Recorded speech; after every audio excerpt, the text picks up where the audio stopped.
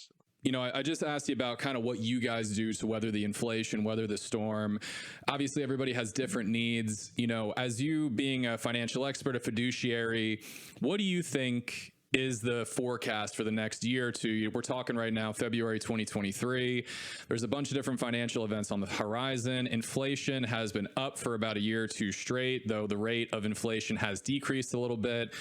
They've been aggressively raising interest rates on the Fed, and hanging over all of this is this potential debt default. I don't know if it's actually going to happen or not, but it's obviously making a lot of news.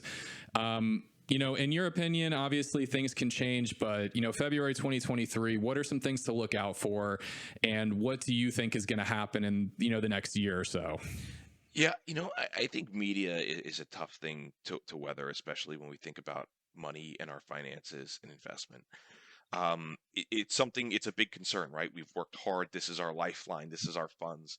So we definitely don't want bad things to happen. But if you ever look back at any given year, there's always been doomsayers in the media, right? Marketing is always pushing this. Everybody look out, the world is ending here. I can't remember a year that didn't happen, where the news was just happy, right? It doesn't exist. So it doesn't. You I really love have that though. It's so funny. Like we all think that, but the second you say it out loud, it's like, oh, duh. Like, you know? Like, go back to 2016, everything's going to go to hell. Go back to 2012, the world's ending, the Maya calendar's coming through, the world's going to crash. Y2K was a big thing in 2000. Like, I mean, at any point, there is this catastrophic doom that can come up. And in reality, what we have are economic cycles. We have recessions, we have troughs, we have growth, we have the peak, and then it starts to go back down, and it moves in these kind of 4 cycles all the time. So you have expansion and you have recession. It contracts, it expands. In expansion, great, we have a great market, we're running. But every time, at every moment of that market, somebody's predicting the end of that market in the next month. Right? So what do we do when we're thinking about high inflation? Is that coming down? Yes. Right? What is the Fed being somewhat effective in their rate hike that they've made to lower that? Yes, they have.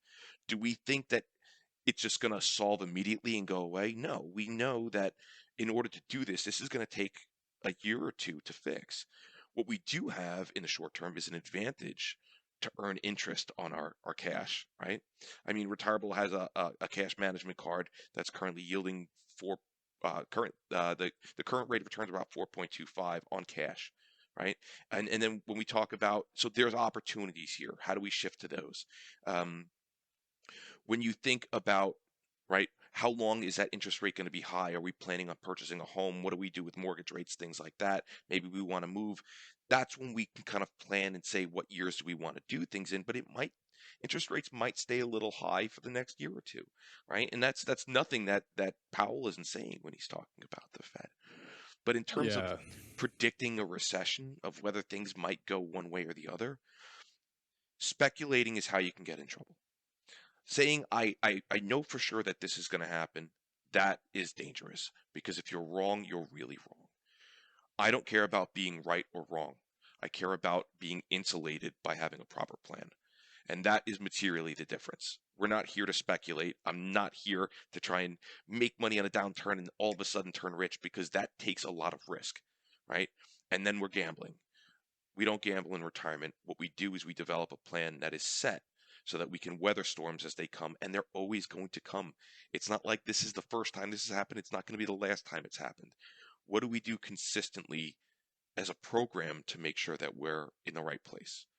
I really like the way you say that, because thanks again for tuning in to Talking Retirement on YouTube. Please like and subscribe to keep up with the podcast, and check out all the other great educational content we have on the NJ Life and Health YouTube channel. If you'd like to listen to an audio version of the podcast, you can find us on Spotify, Apple Podcasts, and pretty much all other major podcasting platforms. For daily senior tips and to keep up with us at NJ Life and Health, follow us on all major social media platforms such as Instagram, Facebook, and TikTok at NJ Life and Health. And of course, if you'd like someone in your corner to help you with Medicare and life insurance, we would love to talk to you. Visit our website at www.njlifeandhealth.com or call our office in Toms River, New Jersey at 848-226-6897. We'd love to set you up with an appointment with one of our Medicare and life insurance brokers, and we are licensed in a lot of other states besides New Jersey. So no matter where you are, there's a chance we can help you out. Anyway, hope you enjoyed this podcast, and we will see you in the next episode.